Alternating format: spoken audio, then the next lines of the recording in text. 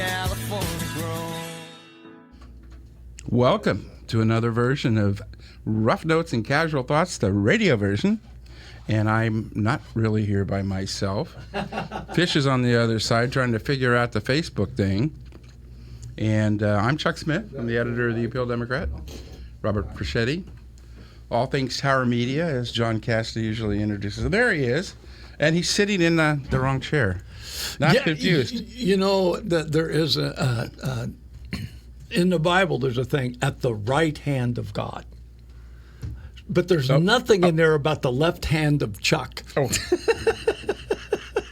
I am usually on the right hand of Chuck, but not today. Today I'm on the left hand of Chuck. And you can sit there because? Because John's not here. John Cassidy, who is usually here and always on time, here every week. I mean, almost religiously, since you've invoked God. And he's in Napa today. It's better to have him be John Cassidy the late than the late John Cassidy. So we're good with that, you know. We're glad when he comes. And usually his entire conversation, you know, you can tell what's in you comes out of you. I don't care who you are, right? You know, if I go and see a movie, when I come out of the movie and somebody's talking to me, they're going to hear about the movie, right? So John is full of sports, statistics, stories about players, history. You know, I mean, it really comes out of him. You know, you get the sense that those guys usually were failed athletes.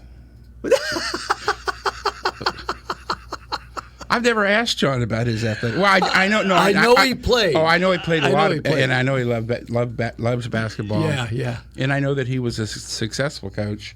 Yeah. At Yuba City High School, I think girls basketball, and as a daughter was quite athletic. Mm-hmm. So it runs in the family. But well, you know, sometimes you get the gift of gab, and well, John has. We're going to talk about him because he's not here. Last time he didn't show up. We didn't mention his name the whole show. We refused to talk about him. But you know, Kurt can even jump in on this. But John, he loves music. He loves other stuff. He has a lot of interest. Mm-hmm. But his main thing, and I'm saying that because I wanted to talk about that because John is going to be having a sports show that we're going to start doing right here in this studio starting Thursday.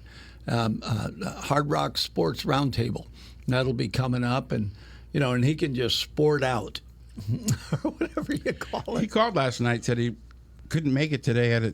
Something came up, he had to be in Napa, and so he suggested that I invite our sports editor, who was interested, but he has an appointment today.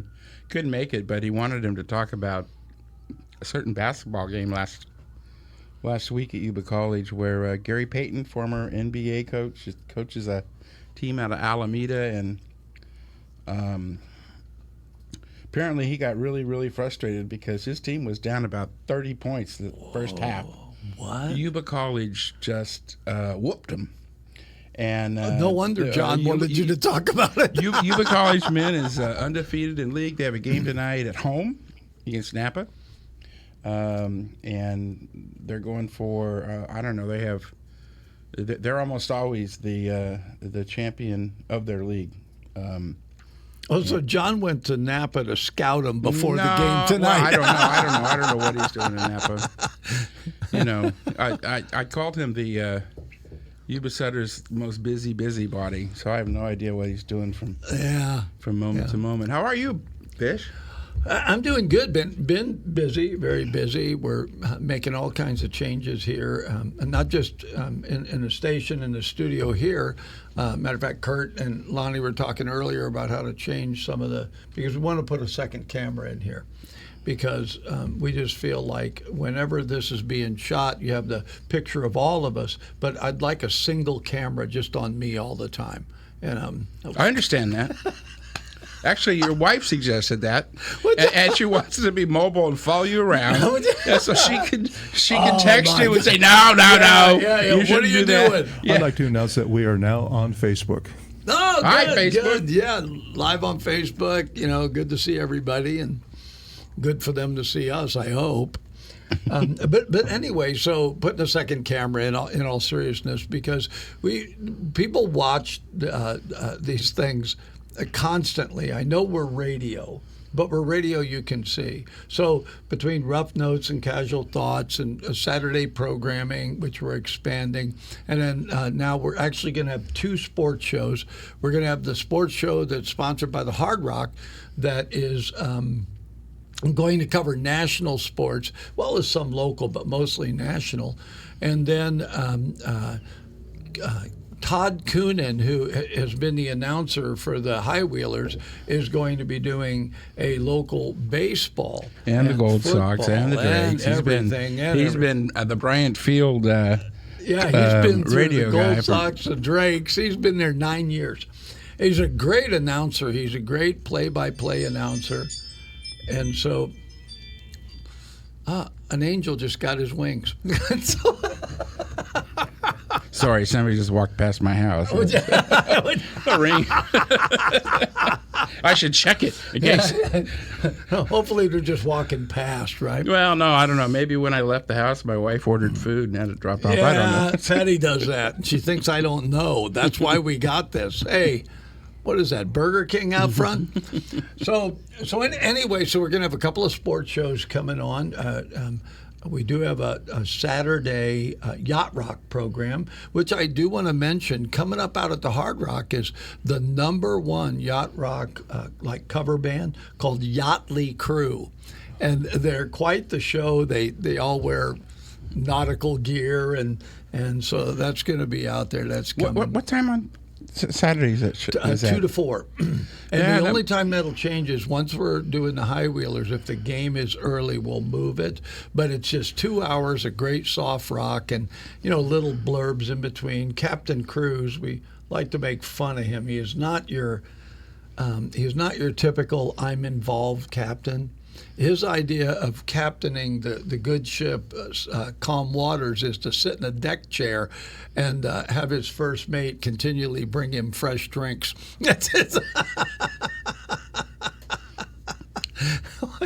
This must have been what we were listening to. We were driving around. It was like about that time of the day on a Saturday a couple of weekends ago, and my wife is going, I know that song. I know that. Oh, I know that song. Well, I know that song. And I'm like, what qualifies as a yacht rock?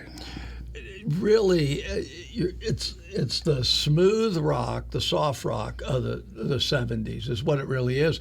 But a lot of songs are fitting in it. So they don't call it a genre, they call it a vibe.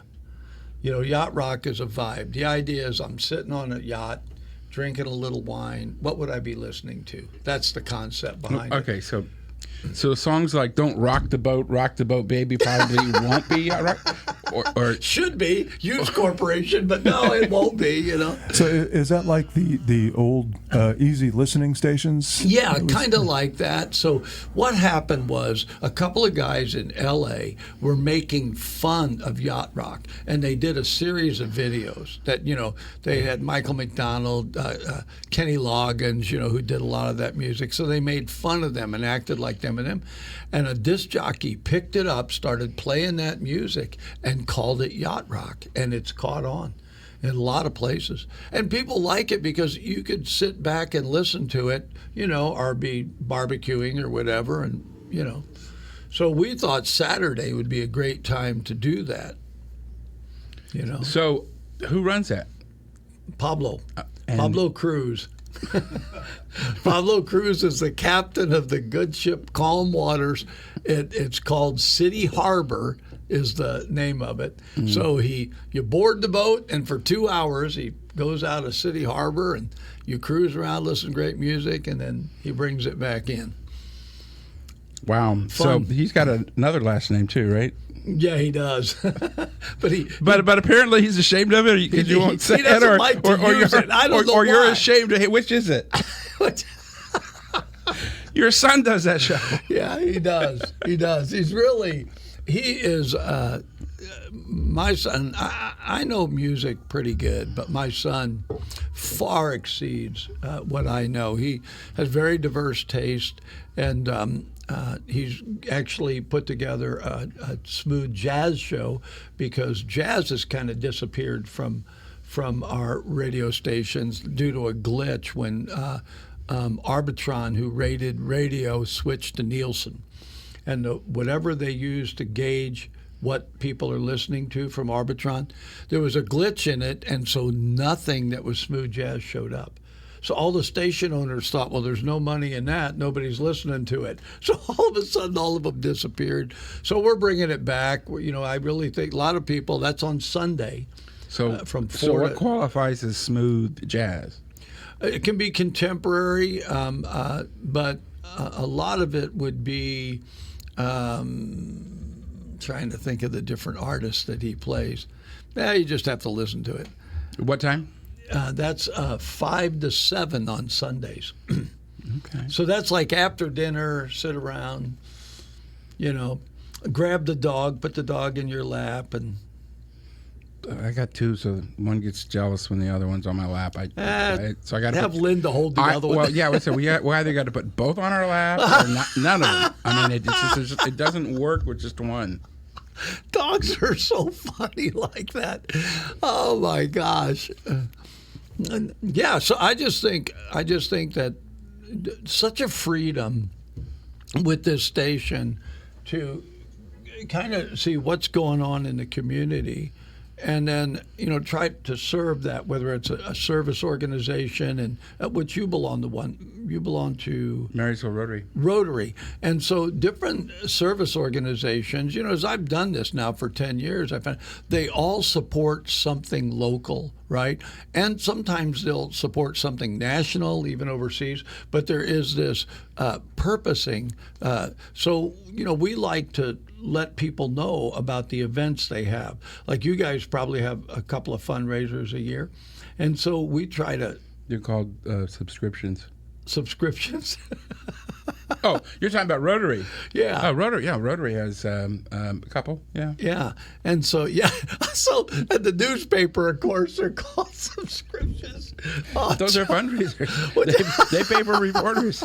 I immediately was thinking, how do I get a subscription to the Rotary?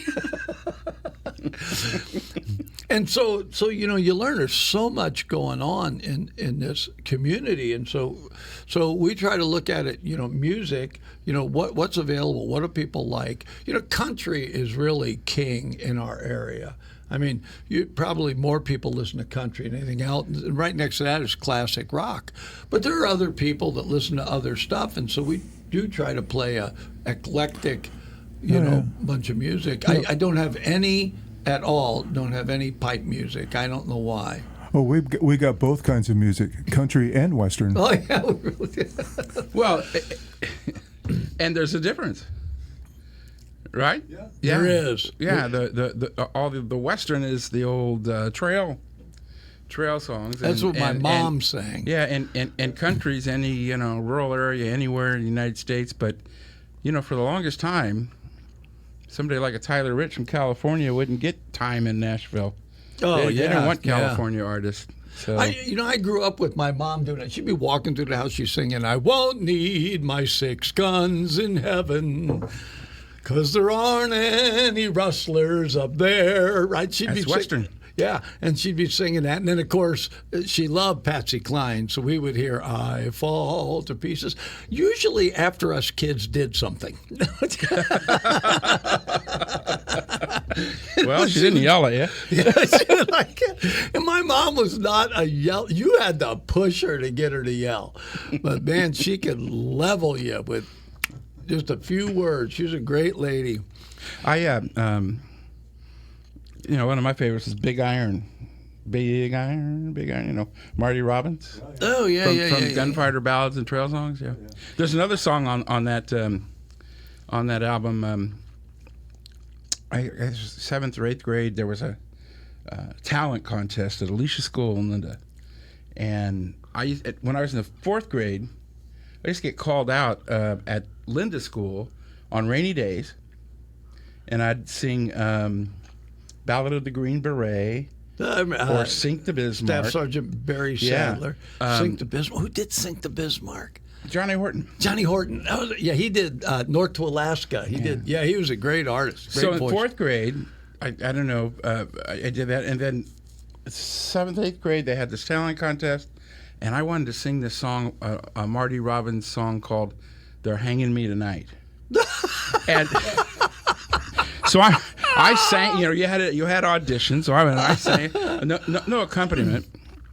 But I don't think that was their issue. But no, I don't The think issue that is was this. it. This is one of the songs that really is not a good song when it's a song about somebody going and killing their lover and the guy that stole her. But that's what the song was about.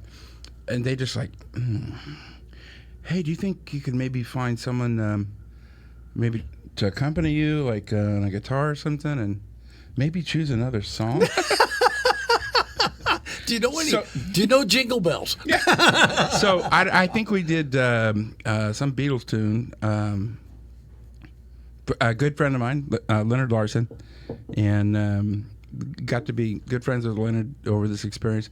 But when I was done with the performance, I had some kids that I went to school with at Linda School come up, and they were pretty polite about the way they told me I didn't sound so good.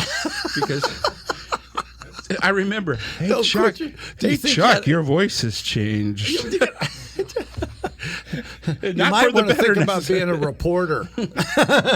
Well, so yeah, actually, I wrote instead of saying. I couldn't hit the curveball, so I did not, get to pursue my first career choice, and that was second baseman for the San Francisco Giants. Like John Cassidy, I imagined being on the radio announcing, the games. But yeah. I laugh about that because I remember I was 12 or 13, and I was laying on my parents' bed, right, listening to AM radio, Johnny Rabbit, Blab It to the Rabbit in St. Louis. And it was when I first really heard I Want to Hold Your Hand. I saw her standing there. And, for us, that was such a huge change in music. Man, it just moved in a whole new direction. But I remember listening to the Rabbit thinking, I could do that. Never realizing one day I'd actually be doing that, right? But it I was used like to play radio station when I was 11, 12 years old. you Yeah, the played kids are- radio station? Yeah, I built a little fake little comm thing and had a fake microphone, and I'd pretend I was on the air. Is that the board we had last week? Yeah. Yeah. You know Yeah. what? I knew there was a problem, Chuck, when I looked at the board and it was made out of cardboard. It wasn't. It was. Was this a? Was this an old Some people build cardboard boats for cardboard races, but Yeah. we're You know, not when cardboard. we were kids, I we made our miss that. toys out of what we could find around the house. Yeah. Yeah. I when I first moved here, it was in '93, and Ellis Lake had these cardboard boat races. Oh my gosh! They need to bring those back. That was a riot. What a great idea, But I mean, a lot of them didn't get very far. I mean, that boat. Well, they're cardboard. Yeah, and so some of them are probably still at the bottom of that lake. But So that lake. So some people go, "Oh, what are you doing? Getting in that lake? It's filthy." But that lake is actually cleaner today than it was yeah.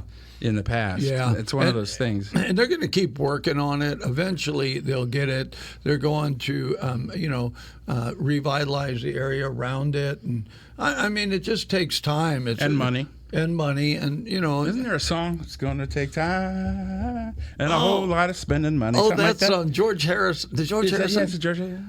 Yeah, Yeah. that's what it's going to take. So, I'll think of it in a minute and just blurt it out, right? It's so like- back in the 70s. I got my mind set on you. Yep, that's it. Back in the 70s, when they drained the lake because there was an aquatic weed called hydrilla, and they were afraid it was going to escape the lake Oh. and choke the canals. Yeah. So it was a big threat to agriculture. So they got a grant from the United States Department of Agriculture, California Department of Agriculture. They got a grant from the Environmental Protection Agency. They cobbled together all kinds of money, and a public works director by the name of Jim Onderek came up with a great plan. They actually drained the lake, dredged the lake. They discovered there were 15 or so sewer lines running into the lake from different houses, yeah. You know how they figured out what houses they came from? They plugged them. Oh yeah. So Yeah. anyway, that's what I'm saying is the lake, and then the project also, all the surface street runoff used to just run directly into the lake. So when it rained, you get all that oil and stuff in it. It is much cleaner today, and because of the project, the way they did it. So I don't mean to interrupt you, but how did the lake end up there in the first place? It's not a natural lake. It is. I'm sorry. It is a natural body of water. It was the Simmerly Slough. It began at the Feather River north of Marysville, and the slough emptied into the Yuba River at the end of F Street. And I always thought it was just sort of they dug a hole. No. I always thought it was a man-made No. thing, and then they pump water No. from the river. no, it's a slough. How Simmerly cool is Slough. that? And they filled portions of the slough. We actually live on F Street, and we live on a landfill because they filled up the slough with whatever they could find over the years, and then built houses on it. And we have some subsidence issues. Water Agency, we have some subsidence issues on those streets, houses, and it's expensive to fix. I mean, we went through it. A tree hit our house, and that's why we were out of our house for so long, is they had to fix some foundation issues. 100 years of subsidence, but that is a natural body of water. They built the park. They built the brick or the cobblestone and the sidewalks. So does it still fill and empty the same trajectory, or what happens now? How does the water circulate? How does it go in and out of there? There's an outlet on the north side, and they do have some water that their wells that they're pumping in.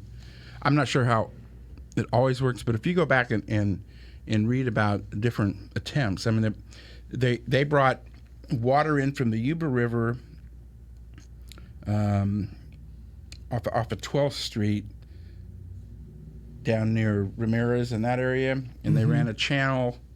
It was open channel for a while. It was boxed for a while to bring water in. It's been difficult from the beginning. You go back and you read old papers about the slough, and the paper would say, "Oh, good fishing today, good quality," or "No, the fish are dead today." There are actually All that sewage going in there. fish. It was so wide, and it stretched the whole city. There were actually advertisements for commercial boating on the slough.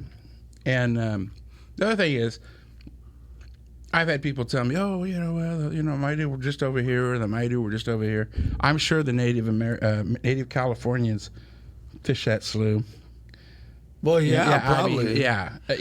I love the story about flooding. How the Maidu would they knew what was going to happen. Well, they'd been here 10,000 years. So when it would flood, they'd all move up by the mountain, right? Mm-hmm. And hunting was easy because all the animals had come to them. It was like great hunting season, man. We're going to eat good for the winter. On the Yuba City side, there was a village. Somehow got the name Uba. I don't know whether that was the name they gave themselves or whether it was when Sutter got here and just interpreted that, or I'm interested in those early conversations when you don't know the language and all that. But the Uba, they lived along where 2nd Street is. That's high ground. It's right next to the levee. But in 1955, it did not flood on 2nd Street. But so then they were to build villages. And how to live with that nature, and there was oral traditions on maybe so a lot of the stories about previous flooding were lost because they weren't written down, but so It'd be interesting to find out that the Native American word for Uba is flood.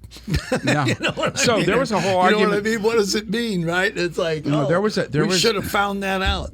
There was a Mexican official who insisted that the Spanish had come up in an exploration, had come up to this area and saw wild grapes. And the Spanish word was uva. Yeah. But John Sutter wrote a letter to the Marysville Herald, the first newspaper in this area, say no. I gave it its name based on the fact that the Yuba River, prior to 1875, the Yuba River came out directly at 2nd Street. Oh. Yeah, the channel, Sutter County and Yuba County spent a lot of money having the Yuba River channel pointed southward, because there was a straight shot Oh my to gosh. about where the courthouse is on the Yuba City side. But yeah, no. So high ground if you're in Yuba City, go to 2nd Street. If there's a levee failure. Not me. I'm So coming to the unless Hart the levee building. fails, unless the levee fails right at that section. You know, When they had the incident with Orville Dam, I was actually. we just call it an incident now. We just call it an incident. What? And I don't know. Yeah, really. Did that incident. ever get a The real incident. name? What was it? The panic of 2017. The Panic in 27. What? Oh, yeah. You're listening to KETQ 93.3 LPFM, Yuba City. And Who so, sponsors this mess, by the way? oh, and that would be the Brick Coffee House and Cafe right down here at 316 D Street. I was there the other day. Thank you, Kim, for sponsoring this show. I was there the other day, and I just decided I wanted an omelet, right? So you get to have your 3 choices what you want in the omelet. And that thing came, it was so big. I mean, it's huge. A 3-egg omelet is big. I don't know how many eggs were in this, but they were out back. There was a chicken back there, and they're going, "Come on, Esmeralda, we got a party of 4." Right? I mean, I don't know. I'm like, "We got another omelet, honey. Come on, Yeah, baby." it's about a Feed a family of 4-story 4 for a chicken week. coop. It'd feed a family of 4 for a week. Gosh, it was just crazy. Yeah. But- Sorry, Ellis Lake is one of my favorite topics. Well, I think this is just my personal opinion. When we first moved here, we actually looked for a home in Marysville, and the reason we did was because we like the old Victorian style, and I know that they can be a bit of a nightmare to seal up and make energy efficient, but they're just so cool, and I love them. The ones that have a porch that goes around, because I grew up back in St. Louis. What cracks me up, they go, "That's old. That's a 100-year-old house," and I'd be like, "Are you kidding me? The house I grew up in was 100 years old, clear back when I was." And it was like. But I loved that the brick, and then the porch thing was always a big deal to me. I always thought, man, I'd sit out on that porch all the time and. It was really great. So we'd look at the houses over here, but we got such a screaming deal on the house we're in, so we ended up there. But In still, our history today, is yours a Victorian? no, I don't think it's called a Victorian. I think it's Do you have Craftsman. a front porch? Craftsman. Yeah, it's smaller than I'd like, but the house is it's 101 or 102 now, and the guy that built it. When he was 90 years old, it's a 2-story house. When he was 90 years old, he climbed up to the roof and re-roofed it himself. Dug up all the. I found a story about him in the Appeal Denver about the 90-year-old who did that. And you said, "Wow, that's my house." Well, yeah, no, he was a local carpenter. He wound up being involved in building several houses around town, but you talked about kind of tough to seal up and all that, yeah. But we love it. I mean, the hardwood floors are amazing in that house. They're all throughout. Yeah, but we're always finding other things you got to do.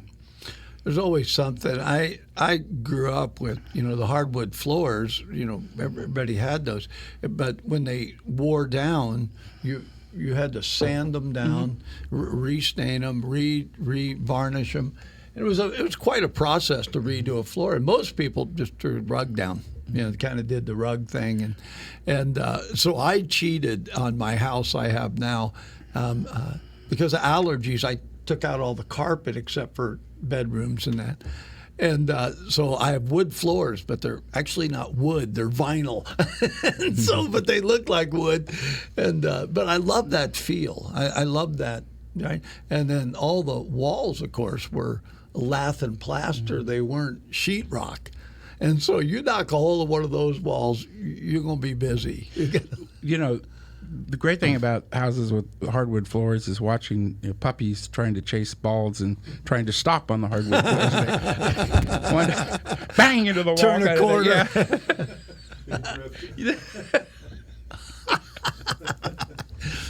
But yeah, no, that whole people are surprised when they hear about the fact that slough went all the way through Marysville. It was actually the source of water for fires. Wow. Fire department would back a hose up into the slough and get water. They did that a lot. They also would drop hoses into the rivers. Mm-hmm. In fact, the Marysville Fire Department put out a big fire in Yuba City. Yuba City didn't have a fire department at the time. Back in 1907, 08, they had a big fire that led to incorporation of the city of Yuba City, and people decided to tax themselves for a fire department because they didn't have one. The folks in Marysville had to come over and put it out, but they wound up dropping a hose into the Feather River and pump the water out there. Yeah. Now, I heard a story about when the riverboats would stop here, and before the levee was in at the end of D Street, the river was so low, all you could see from the street was just the tops of the riverboats. But there was a flood on D Street, and there were people trapped on the boardwalks, and the riverboat went up D Street, and people were able to jump on. Oh, they had a. Do you know about that? Well, so 1876, I think 1875 was the last time Marysville flooded. And after that flood, there was a steamship that came up from Sacramento with a bunch of goods on it, and they actually came into the city. There was actually also a story, and I don't know which flood it was. It might have been 1852, might have been 1860 sometime, but it was New Year's, and there was a New Year's party, and they held it anyway, even though the bottom floor of the hotel was flooded. They had on the second or third floor. I'm like, really? All these people in here? You got water? How sturdy is this building? I mean, but there's our flood history has been covered well, I guess, over the years. But yeah, that Ellis Lake thing, it was 20 feet deep, that slough. How deep is it now, the lake? The lake, because they dredged it. So. Well, they dredged it. I don't know what they took all that dirt, by the way, and they put it. Well, part of this project, why I think Jim Ondrick's one of the smartest public works directors we've ever had here. They needed material to cover up the hydrilla that they dredged out. And then they got it from a levee, an old railroad spur. They knocked down the levee, used that dirt to. This is an interior levee. It had no purpose once the railroad wasn't using it anymore. But that levee prevented development north of 14th Street. So now, where the Appeal Democrat is, that building opened in '86, was built right on top of where they put the hydrilla. And when I was working there, we used to joke about the hydrilla monster. Yeah. And we could hear it rustling underneath the building at night. But all the apartments over there in that area, that opened up Marysville's last real virgin ground for development inside the levees. You know, I grew up in St. Louis, and around graduation time, all the kids would get down and ride a riverboat. We'd get on the Admiral. You know, you dressed up. They had a dance area, and so you'd take your girl and get down and, you know, do the ride on the riverboat. So years later, I went back to St. Louis, and I'm talking to my brother, and I said, "Hey, what's happening with the Admiral? Does it still, you know, do the tour?" Right? They had the Becky Thatcher. There was several river boats, and so you could go on it's on the Mississippi, so it's not a little river; it's a big river, right? So he said, "No, it's a casino." So it was legal. Oh, yeah. Because it's in the river, right? And so we went down, and it was like the nostalgia was gone. I mean, because it was just a boat full of slot machines and that, right? They had several casinos that were like that were built on the river. But yeah, there went the Admiral. But I bring that up because I always thought, people told me, and you just said it again, river boats used to come up here. Oh, yeah. And I thought, man, how cool would it be if the river was dredged enough that they could get river boats up here, right? And you put restaurants along the river. I mean, what a great thing. I always loved that, right? Well, Kurt referenced the riverbed height. The hydraulic mining, when they washed away basically entire mountainsides in the Sierra Nevada in search of gold, all that debris came down and filled these rivers. And I don't know that you'll ever, well, you know, who knows? I mean, the river could take care of itself. Eventually, it took care of itself all by itself before we got here. You know, we're the ones that tried to control it. Yeah, right? And channel it, you know, and change the entire. Yeah, we think we're so smart. We'll fill that slough up and build houses on it, and they'll be fine. If you were to ask folks, it was originally known as Simmerly Slough after a dairy farmer who had cows at the. His last name was Simmerly. He had cows right where the slough came off the Feather River. It's directly across from the Gil-Sizer Slough on the Sutter County side. And these are the two largest sloughs on the Feather River, and at any rate, so when they built the levees around it, then they called it the F Street Slough, because it was pretty much a line down there, you know.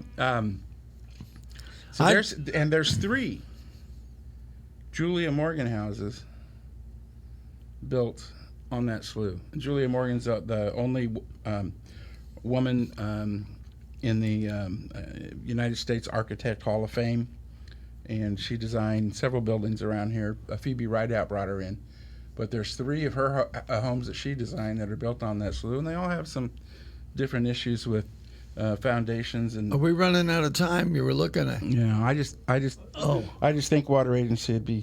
I mean, I just think something needs to be done about the slough. This is the pitch right now.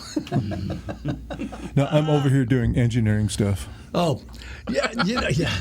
On your cardboard box board. Hey, speaking of boards, last week you had a little problem. Yeah, it turned out to be heat. It was the weirdest thing because it had glitched once before. But I've got an air conditioning unit specifically in the engineer room. But it was just enough heat that it was shutting down. We finally tracked it down. A safety feature, right? It's a safety feature. Yeah, bought the part to replace it. But by then we had put a fan on it and haven't had a problem since then. So we've lowered the temperature in the engineer room. But if it does go out, we got the part. But yeah, what a weird deal. We couldn't figure out what it was. But you'd be right in the middle of this and we're done. We were driving around later. Be quiet. Then we come back on and be quiet. And Linda's going, "What's that?" I'm going, "Yeah, we were struggling with that on the show." Yeah. Mid sentence, and it would be like someone wants to shut us up. That's the funny thing about radio. If you have 10 seconds of nothing, that's a long time. It is. People perk up and it's like something's wrong, even if it's just 10 seconds of no It's really Yeah, strange. and people notice immediately, right? It's like, okay, we're fixing it. Okay. Yeah. Hey, Fish, you know your radio's off Yeah, the air. it's like, no, I didn't know. Thanks for telling me. I'll run down there. But, it's really, as much as people say, well, nobody listens to the radio anymore, that is not true.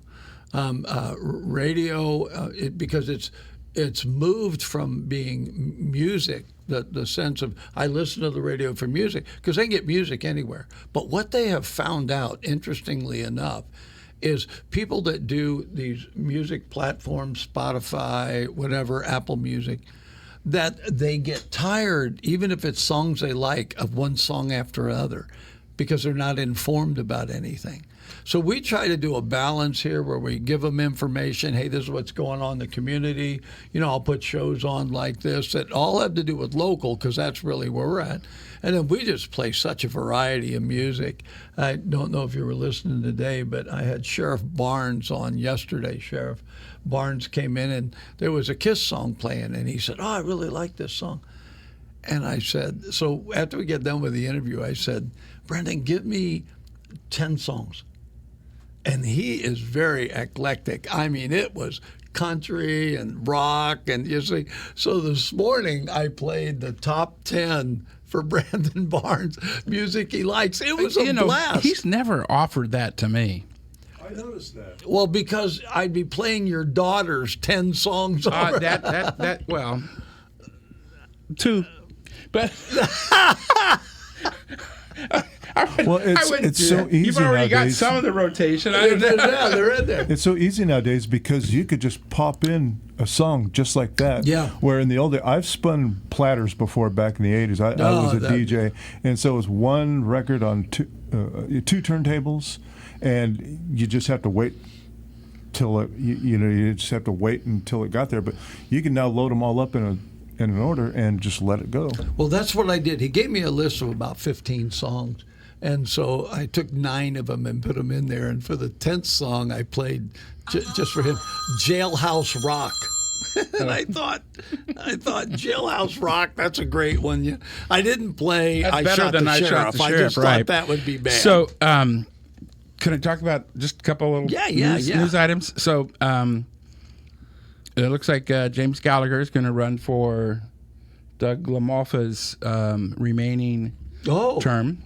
Don't know when that election is going to be yet, but we just got an update on that sent from his campaign. But I wanted to talk about the event that's going to happen February 5th, City of Marysville. The 175th, well, they call it a birthday celebration, but it's the anniversary of the incorporation of the City of Marysville. But they're doing something. They're going to honor a bunch of businesses that have been around for 100 years and more, businesses and organizations. And they have a list here. Gee, I guess they must have gone alphabetical, because at the top of the list is the Appeal Democrat.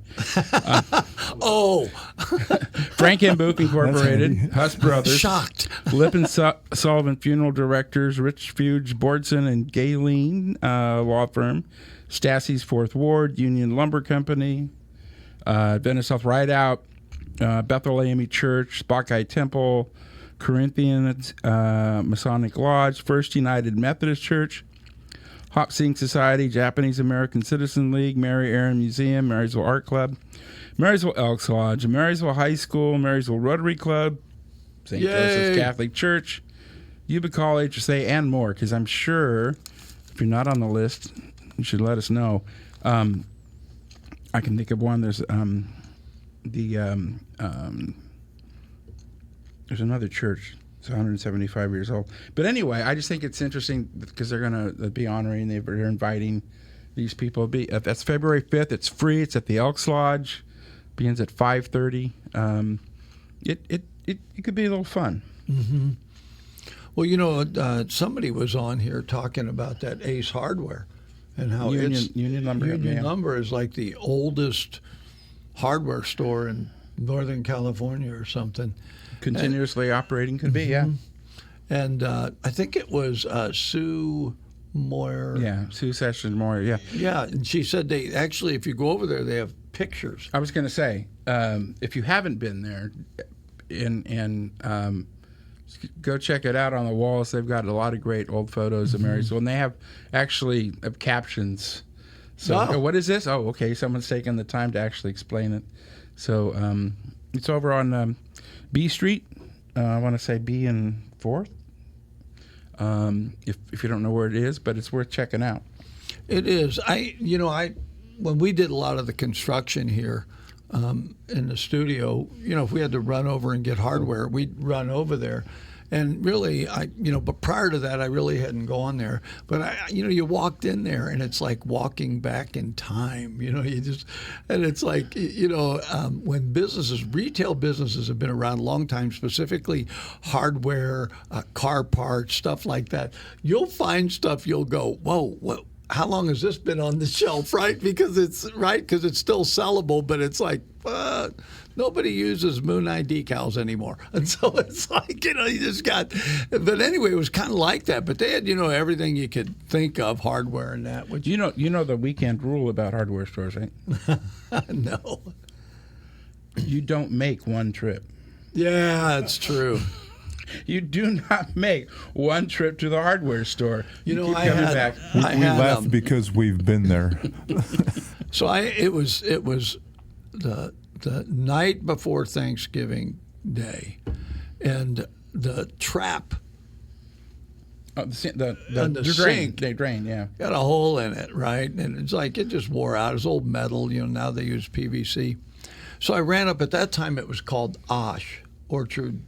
Orchard Supply Hardware. Yeah.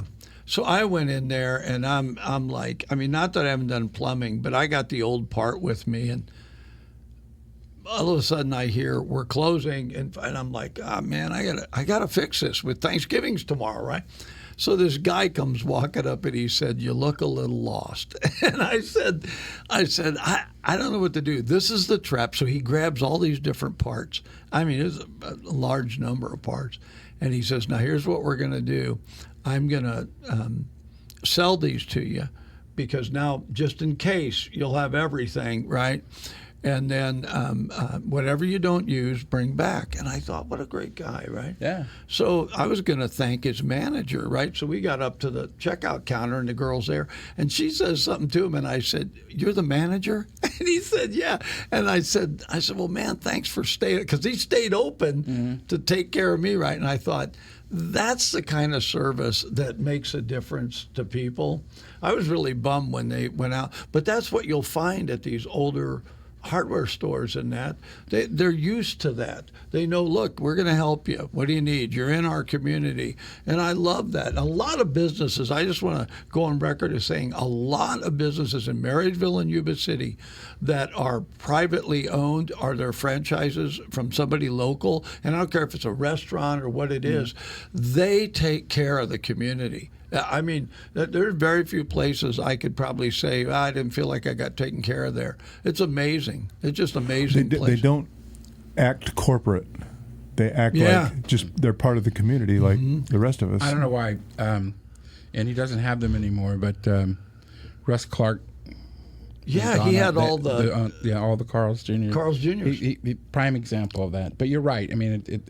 It continues. It continues. I have favorite restaurants. I'm one of those guys. You talk about creature of habit. I pull up in a fast food, and they hear my voice and go, pull forward. I don't even have to order it. It's like, here, we know what you want, right? It's like, oh, God, I'm really a creature of habit. Yeah, and then when they shut off the switch, and they go, him again. Yeah. Well, I had the one gal over here where I grabbed some breakfast because it's early in the morning. There's hardly anything open. And she says, if you ever order anything different, you're going to throw me off. No. There's some drive-thrus you go through, and they're very exuberant, and Yeah. they get your name, and then they go, hi, Chuck. Yeah, I know. Yeah, I got a mobile order for Chuck. Hi, Chuck. Like, we've known him forever. Yeah, we're old friends. It's Did time you to- get your Christmas card? Kurt saying it's time to say bye, Chuck. Yeah, I think it is. We're about done. So, listen, I want to thank everybody for not just listening, but watching Rough Notes and Casual Thoughts, The radio version. the radio version.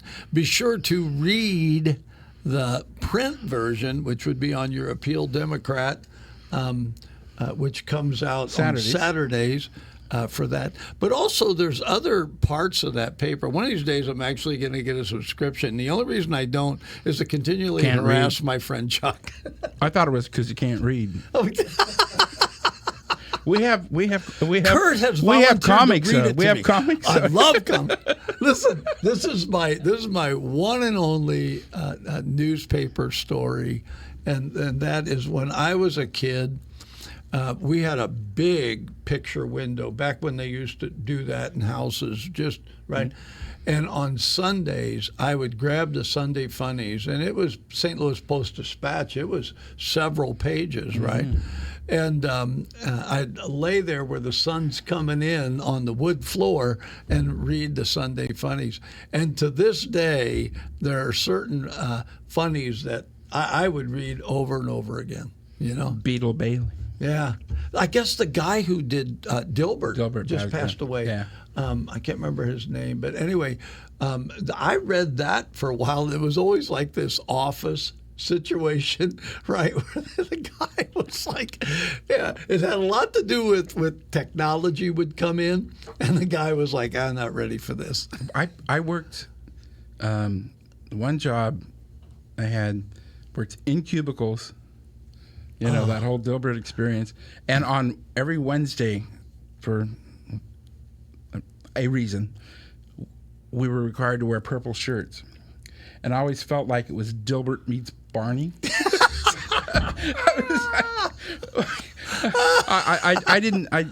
I was there every year. I don't do well with the little cubicles. Just don't. Yeah, me either. I always, my favorite was Snoopy. You know, Peanuts. Put Peanuts on. I didn't care, right? I'd read that first and then go. I really didn't like Prince Valiant. I It's always still thought they running. should- I know, but they should have taken that out. Nobody reads that, right? It was too much for me. It's not a cartoon. Nobody reads it. Yeah. Screw it up sometime. Yeah, true. but I- what happened to the story? No, don't screw up the comics. And Or, BC and the Wizard of Id always I crack me remember up. the Wizard of Id. Yeah. Yeah. Anyway, we got to go. We want a special thanks out to Kimberly from The Brick for sponsoring this. Just a great gal, great restaurant. Menus, they have changed some things on the menu, new stuff, great food. But anyway, thanks so much for watching. On behalf of the editor of the Appeal Democrat. The Appeal Democrat. You know the Appeal Democrat. You know- Lots of people listen to that. just real quick, when we were an afternoon paper back when I worked at the paper, 70s and 80s. They called it the afternoon disappointment. I mean, you know, everyone has a name for it, right?